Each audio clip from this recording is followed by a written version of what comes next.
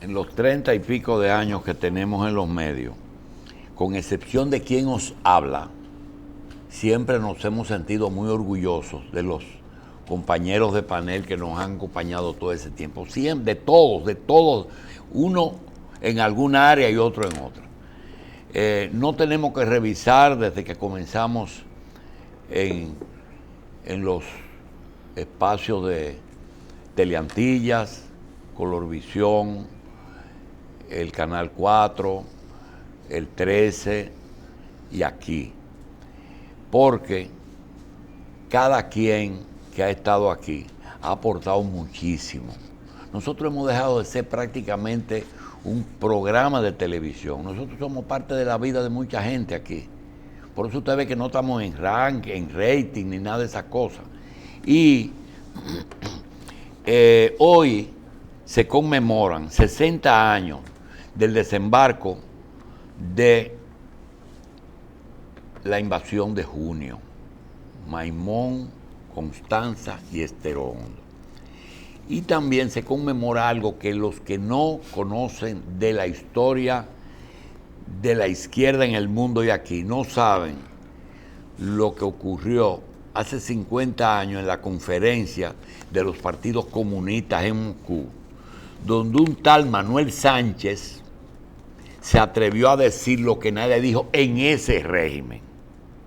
Y lo digo porque cuando decíamos lo de las efemérides, decíamos que el 14 de junio o los 14 de junio es lo más transparente, porque ahí había muchísimos muchachos jóvenes que no tenían necesidad de meterse en vaina con Trujillo, porque a muchos hasta estaban muy bien, económicamente estuvieron bien.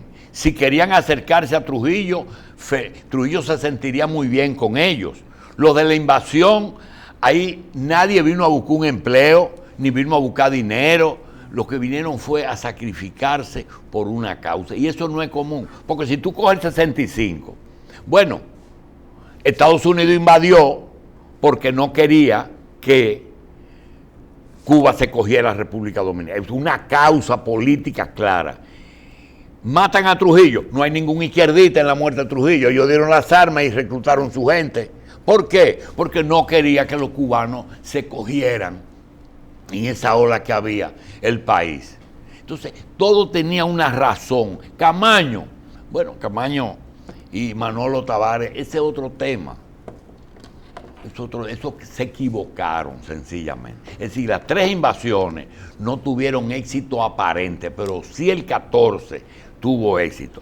Nadie en este país vivo podría hablar mejor de ello y de la conferencia esa de los partidos comunistas de Moscú de hace 50 años, que José Israel, quien nosotros nos sentimos muy bien, nos sentimos muy orgullosos de que esté aquí. Y muchas veces, que mucha gente nos exige, a José a veces y a mí otras veces, como a los periodistas que están aquí, que hagamos debate. Señores, con José nosotros nos sentimos que no podemos debatir, porque él tiene 2 elementos. Primero, su capacidad y segundo, su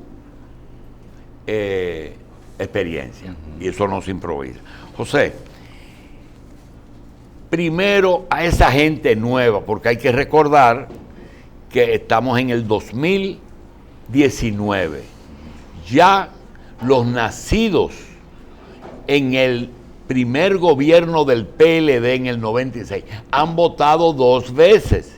Cuando Balaguer le levantó el brazo a Leonel con Juan Bosch, hoy ya han votado 2 veces y no saben la mayoría lo que era la diferencia entre 14 de junio y invasión y 14 de junio movimiento revolucionario. Si era algo así como la invasión de Camaño, que no vamos a hablar de ella, con los palmeros, que se suponía que uno era urbano y otro era rural.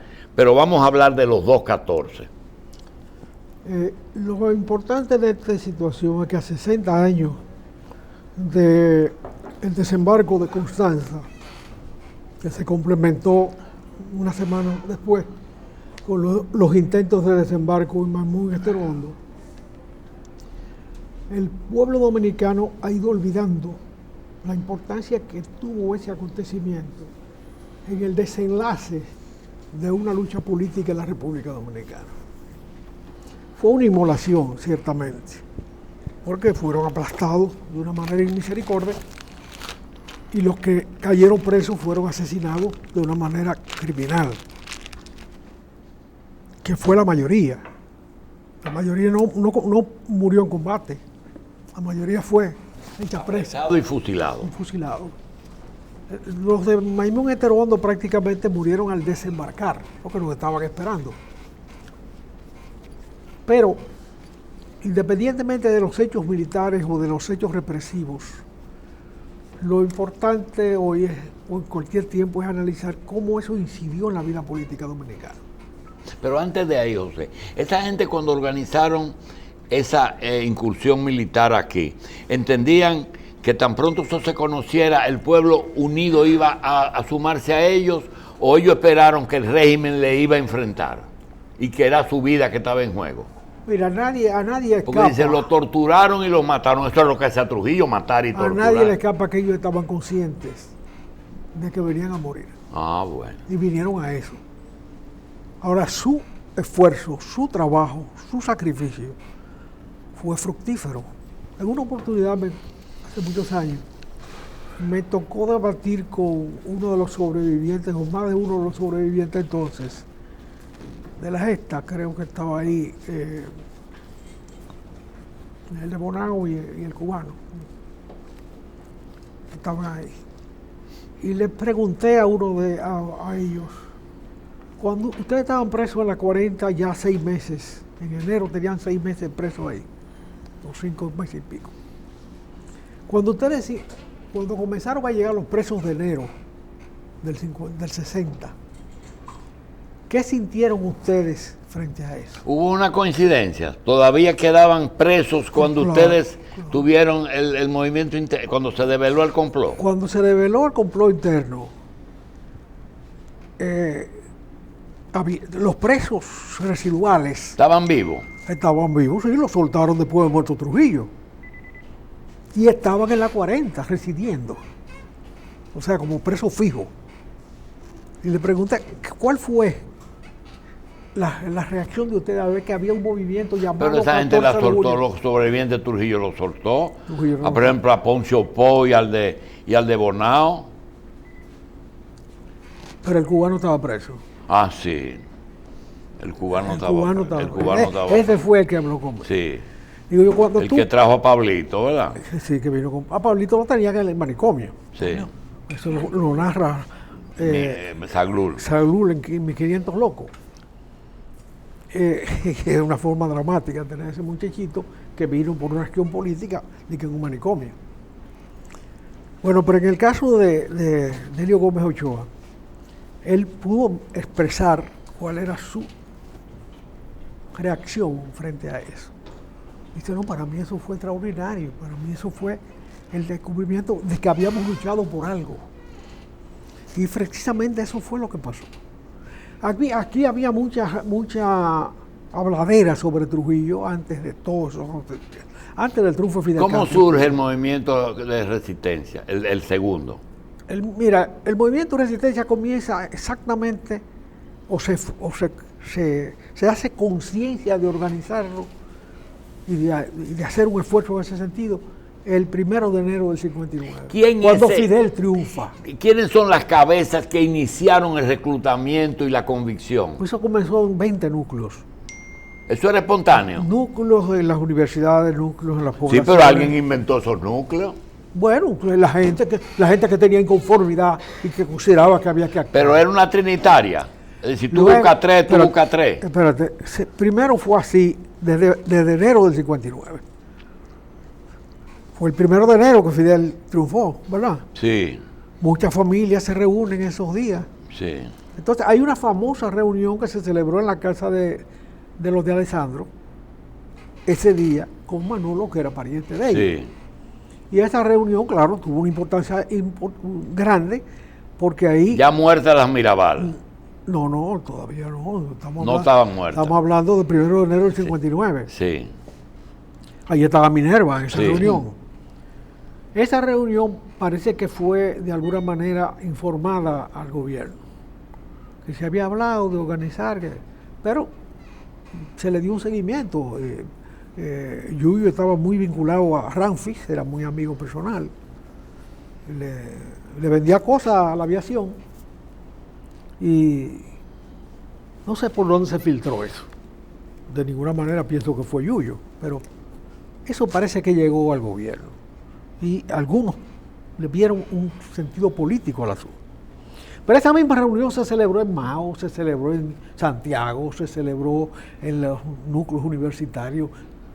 O sea, es necesario hacer algo. En Cuba han triunfado, y han triunfado por la democracia.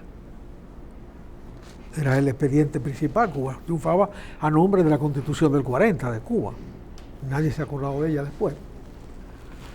Pero en ese momento lo que se tenía presente es que el despotismo de Batista, socio de Trujillo, había sido eliminado. Y el hecho de que Batista se asilara en la República Dominicana era una muestra de la identidad de esos dos regímenes. De manera que el sentido democrático de esa lucha, no lo digo en términos peyorativos, sino esenciales, determinaba la voluntad de acción. Ahora bien, cuando se produce el desembarco en junio, esa organización no se ha estructurado todavía. Pero sin embargo, los que se movían en esos círculos trataron de llegar a Constanza. No pudieron, sencillamente las carreteras las cortaron y la represión fue más eficiente que lo que el grado de organización interna había logrado. Sin embargo, eso no, la muerte de esa gente, en contra de lo que se podría pensar, que debilitar el movimiento interno, lo que hizo fue fortalecerlo y a través de ese fortalecimiento encontrar las vías de unificación de ese movimiento disperso. Y ahí viene el concepto trinitario. Bien. Y de clandestinidad, y que si tú sabes, no sabes, pero mucha gente sabía todo. Lo cierto es que el movimiento no tuvo que actuar. Y ese movimiento en algún momento, antes de, ¿tiene comunicación con el exilio que venía o no? Nunca.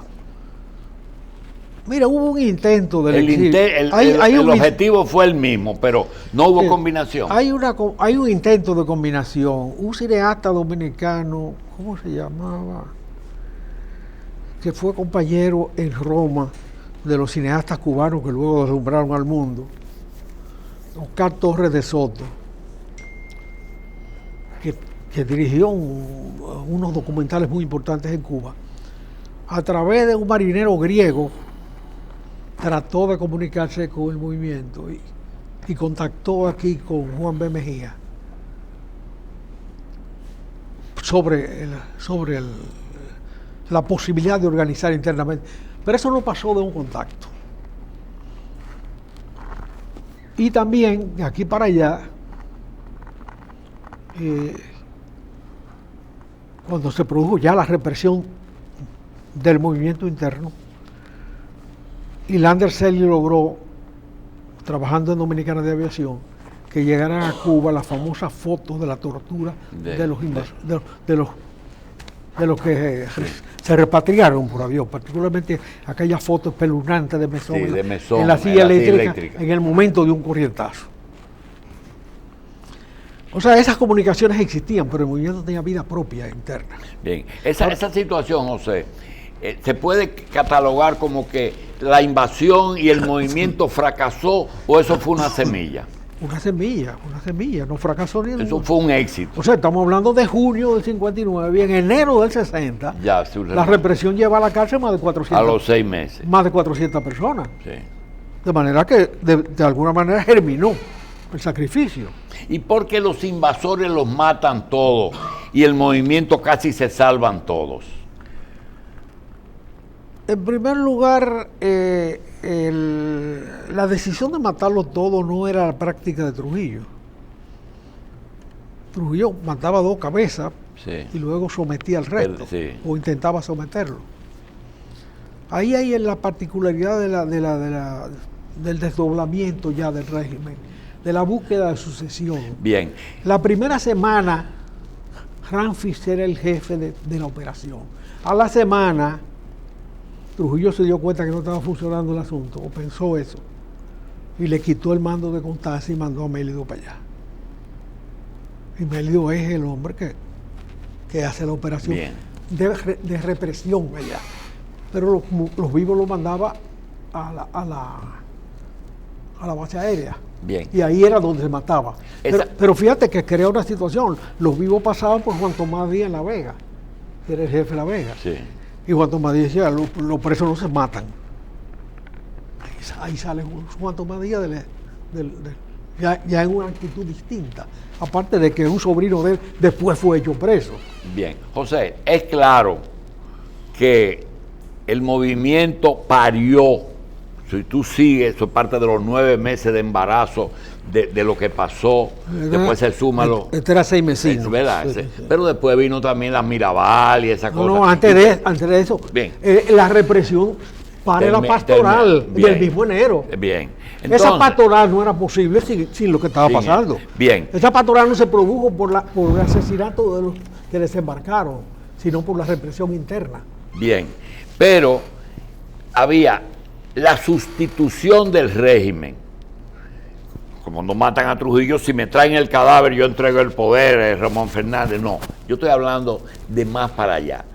Tanto de ustedes como había una conciencia de que era para instalar un gobierno democrático, la eliminación, y se había hablado, o siempre existió la idea, que es la razón. ¿Qué tuvo que ver la ideología, el partido, la militancia de los comunistas dominicanos y el movimiento internacional que surge en el 59, el 1 de enero del 59, es decir, Cuba, que se podían adueñar de esto, y mucho de lo que ocurrió. ¿Qué pasó en ese congreso en Moscú en respuesta, antes de, no, eso fue 10 años después de los hechos de aquí? Es un acontecimiento que tiene muy poco que ver con la República Dominicana. Sí, pero tiene que ver con la sustitución. No, la sustitución tiene vida propia aquí adentro.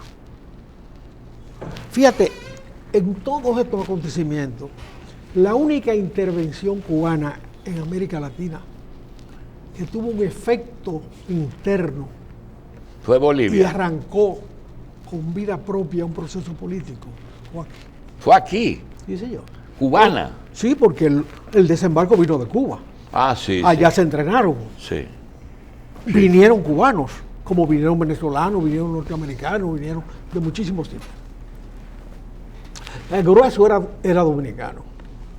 Y hay que decir que hay un partido que fue el sacrificado por excelencia, porque su militancia casi total en el exilio, unos 40 o 50 personas murieron en ese proceso, que fue el Partido Socialista Popular. Entonces, la franquicia comunista dominicana es reconocida.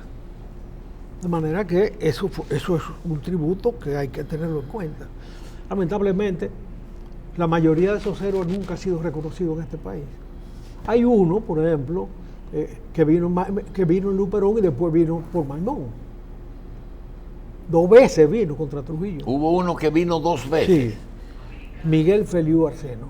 Ah, Feliu vino. Miguel Feliu Arseno. Fue condenado en el 49. Lo soltaron en Luperón y volvió. Y volvió en el 59, 10 años después. Bien. De manera que ahí el sacrificio de la militancia comunista de entonces fue sumamente importante. Eso nunca se ha reconocido y tal vez nadie luchó por eso. Pero es duro pensar que, salvo en San Francisco de Macorís, donde un ayuntamiento en algún momento se acordó de ellos, cada uno de los macorizanos que murió entonces tiene su calle correspondiente hasta escuelas con su nombre, en el resto del país eso no ha pasado. Y porque si apenas 59, 6 meses después, 1 de enero del 60, y en el 61, en mayo, 5 meses después del 61, matan a Trujillo y no hay un izquierdita ahí. ¿Qué pasó? ¿Quién organizó eso? Que nadie lo ha querido decir. Espérate un momento. Los acontecimientos tienen este desarrollo. Desembarco, junio del 59. Clandestinidad. Primero de 60. Desvelada, no develada, desvelada, enero del 60. En el mismo enero del 60 la pastoral. Antes de la Mirabal. Claro. Ah, ya. Claro, estamos en la 40 todos. Es el movimiento ese mayor, que provoca la pastoral. Pero claro. La iglesia se ve obligada a defender esos 400 muchachos. Óyeme, el momento culminante, para la desgracia de Trujillo, de la represión fue el 21 de enero. Fue el día que más gente cogieron. Y resulta que es el Día de la Alta Gracia. Eso permitió que durante muchos años el Día de la Alta Gracia estuviera vinculado a la represión y a la conmemoración correspondiente. Ahora bien, el documento de la iglesia está fechado el 25 de enero.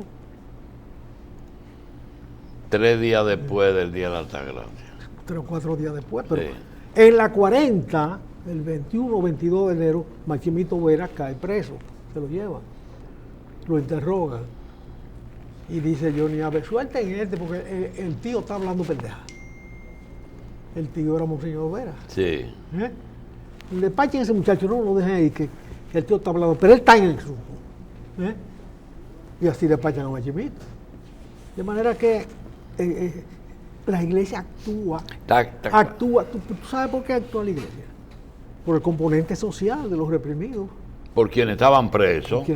O por los seguros, porque había de todo ahí. Ahí había de todo. Dice, no, eran riquitos. No, había de todo ahí. Había de todo. Y de todos los pueblos también. Exacto. Porque en San Pedro había una célula también.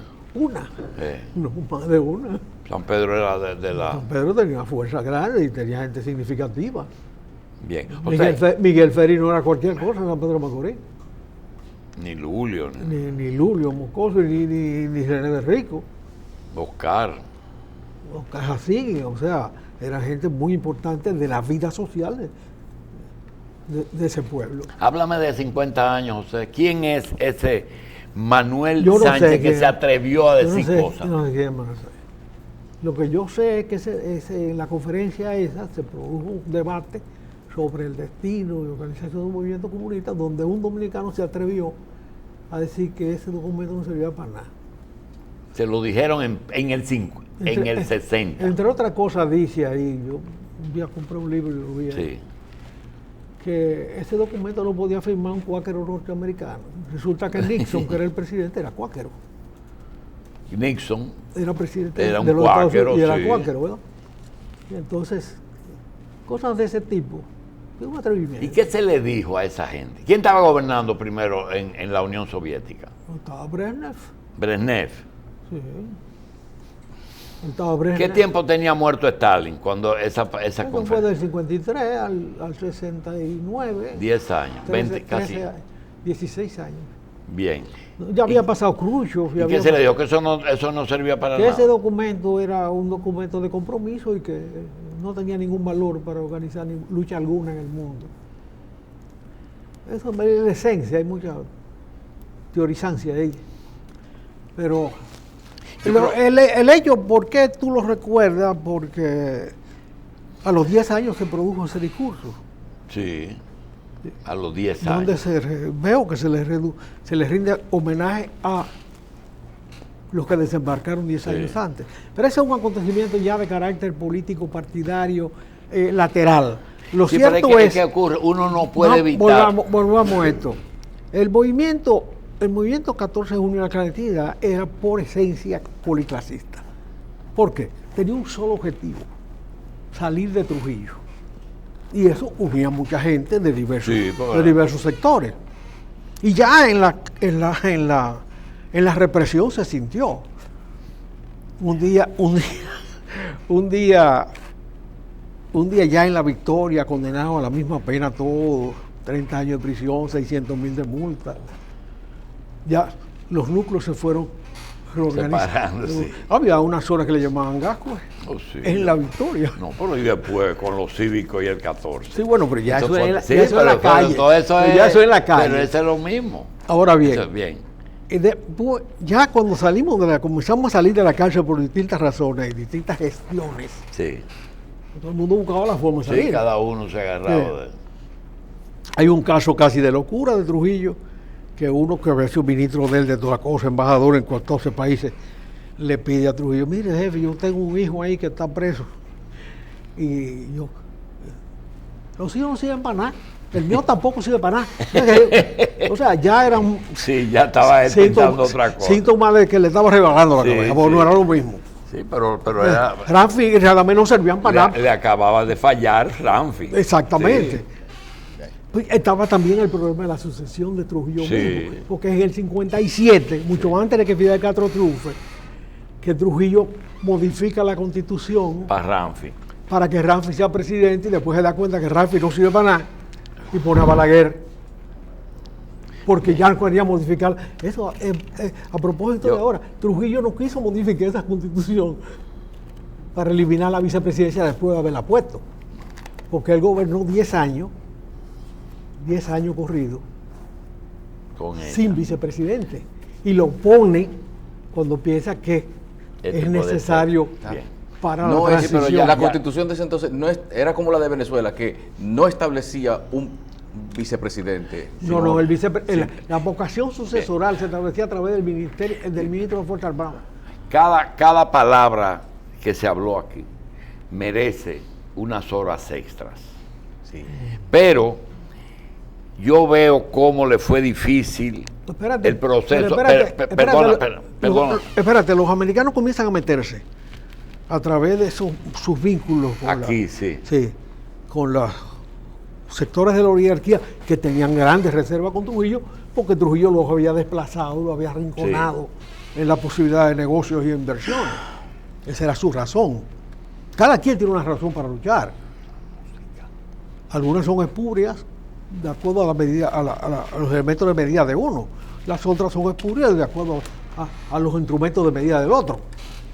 Un día me dice uno de Gasco, ella en la cosa, está bien, yo entiendo todo lo que tú me estás diciendo, pero aquel morenito que está allí, ese es comunista. ¿Qué busca aquí? ¿Qué busca aquí ese morenito? Entonces, bueno, ya suelto en la calle, un día voy donde Freddy Ligo a verme la vida.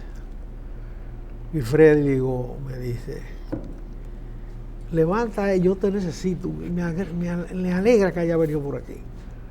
Mira, levántame, dame un sillón de esos de oficina de médicos que son cajeta, sofá y cajeta. Sí. Levanta y hay 4 cajas de jugo libre ahí. Jugo libre, ¿no? Cerradas. Abre esa caja y abro la caja. Muévelo. Sonaba duro. ¿Y qué es lo que eso tiene? Granadas de mano. Digo, ajá. Ay, Dios. ¿Y quién te dio esa granada a ti, Freddy? Bueno, me la trajo Tomasito Cortilla. Ay, papá. A quien se le entregó un INPI. Un INPI, sí. Y yo, ay, para eso tú me querías ver. Y, vamos a matar a Trujillo ya. Estamos en la clínica internacional. El jefe de la clínica internacional era Mirón, doctor, pero que era vicepresidente del Senado. Sí. A la vez. Sí. Y después a la clínica internacional donde va a parar Pedrolillo Cedeño Herido. Esa era la orden. O sea, ya había una incorporación de sectores sociales de más nivel y políticos. Digo, mira, Freddy, los yanquis pusieron a Trujillo hace 30 años ya. Si ellos se decidieron a matarlo, deja que lo maten. Ya. Tú no naciste para matar gánster en la calle. Eso es tarea de otro. Bien. Y así fue la tarea de otro. Así es la entrada. José, así como te digo, ¿cómo entraron los americanos en ese proceso? Óyeme, te digo más. El único país de América Latina donde los americanos desembarcaron durante todo ese proceso largo que todavía dura de su enfrentamiento a los castristas fue aquí. Bien. José, pero hay otra cosa. Todo ese tiempo que se cogió el proceso de poner a Trujillo en el 30, quitarlo en el 61, matarlo, y todas esas cosas que ellos han hecho. Pero hay una cosa que me llama la atención. Juan Pablo II, Gorbachev, Lech Walesa, la Thatcher, cogieron un día, se sentaron y se llevaron la URSS.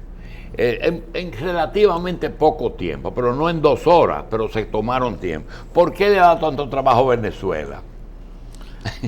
Mira, es necio decir yo lo dije. ¿Cómo? Es muy necio y presuntuoso decir yo lo dije. Bueno, pero dile tú lo Pero en una oportunidad, en una feria del libro, me decía Carlos Alberto Montaner, el más lúcido de los opositores que tuvo Fidel Castro en tiempo alguno, que el comunismo, digo, Carlos Alberto, eso se va a caer solo, eso no hay ni que empujarlo. Y así fue. Eso se cayó por dentro, eso lo carcomió. ¿Y lo de Venezuela se va a caer solo? Lo de Venezuela no ha madurado todavía. Ah, Maduro no ha madurado. No, todavía está verdoso. Maduro de nombre. Bien. Maduro está pasmado.